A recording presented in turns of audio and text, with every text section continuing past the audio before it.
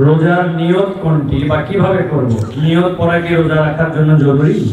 নিয়ত তো সমস্ত ইবাদতের জন্য জরুরি, কিন্তু নিয়ত করা জরুরি, নিয়ত বলা জরুরি না। নিয়ত করা এক জিনিস আর নিয়ত বলা আরেক জিনিস। মুখে নিয়ত বলে আর অন্তরে নিয়ত করে, অন্তরে নিয়ত করে আর মুখে নিয়ত বলে।